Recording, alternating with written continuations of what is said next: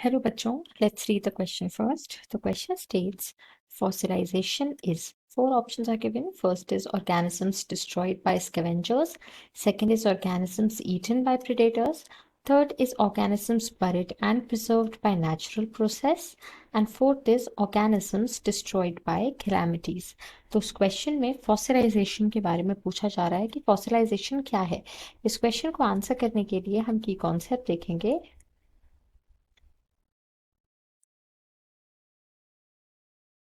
Fossilisation का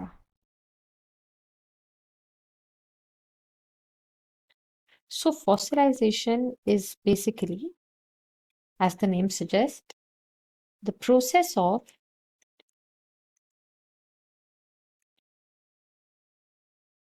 becoming a fossil.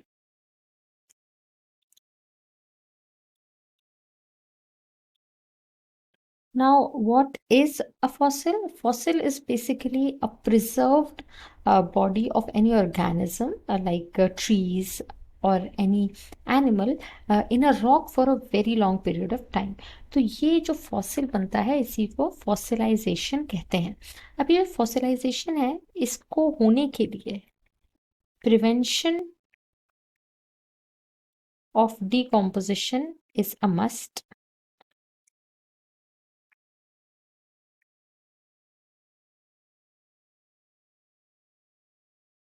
क्योंकि अगर decomposition हो जाएगा, और decomposition होता है in presence of water and oxygen and microorganisms which use these constituents to decompose or to break down the complex molecules of that organism into simpler molecules, hence decomposition takes place, और जो body होती है वो पूरी तरीके से decompose हो जाती है, finish हो जाती है।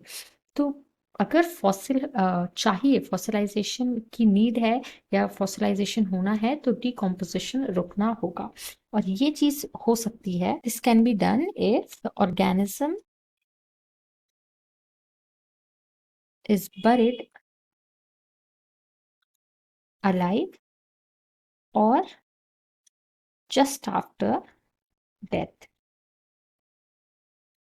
तो जब बरी कर दिया जाएगा तो ऑक्सीजन एंड वाटर की जो उस तक पहुंच है वो बहुत लेवल तक कम हो सकती है, स्पेशली स्टोन्स वगैरह के केसेस में, तो फिर वो फॉसिलाइजेशन हो सकता है।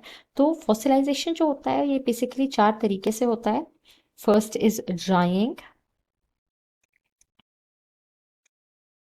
वेयर वी नो कि जब वाटर की प्रेजेंस नहीं होगी तो माइक्रो ऑर्गेनिजम्स ग्रो नहीं कर पाएंगे, हेंस डिकम्पोजिशन नहीं हो पाएगा।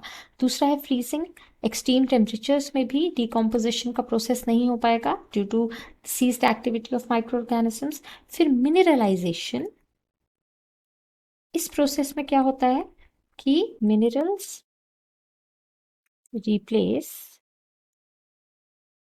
The constituents of bone and which is turned in fossils on stones। तो ये मिनरलाइजेशन हो जाता है। और फिर जो चौथा प्रोसेस है जिससे फॉसिलाइजेशन होता है, दैट इज पेट्रिफिकेशन।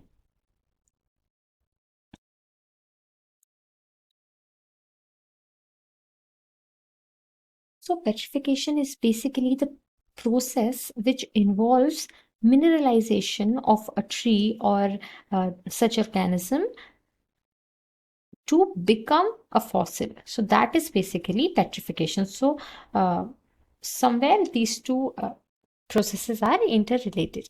अब हमने फॉसिलाइजेशन के बारे में देख लिया है, तो क्वेश्चन के ऑप्शंस देखते हैं। फर्स्ट ऑप्शन में बता रहे हैं कि ऑर्गेनिजम्स जो डिस्ट्रॉय हो जाते हैं स्कैवेंजर्स के माध्यम से, इनको फॉसिलाइजेशन कहते हैं। तो ये तो डिकम्पोजिशन हो जाएगा प्रोसेस, तो इसीलिए हमारा आंसर नहीं होगा, फॉसिलाइजेशन नहीं है क्योंकि ये।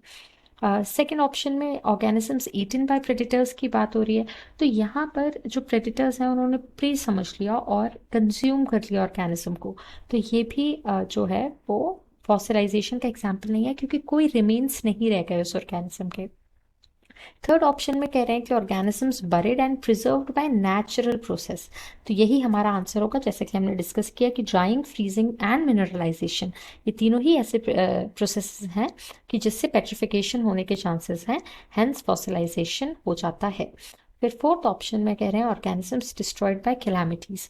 तो ये जो डिस्ट्रक्शन होगा ऑर्गेनिजम्स का, ये इवेंचुअली आफ्टर दैट डिकम्पोजिशन हो जाता है इन ऑर्गेनिजम्स का, या फिर डिस्ट्रॉय हो जाती हैं इनकी बॉडीज, तो फॉसिलाइजेशन नहीं हो पाता, इसीलिए ये भी हमारा आंसर नहीं होगा। So the final answer to this question will be option number C. Hope you understood it well. All the best.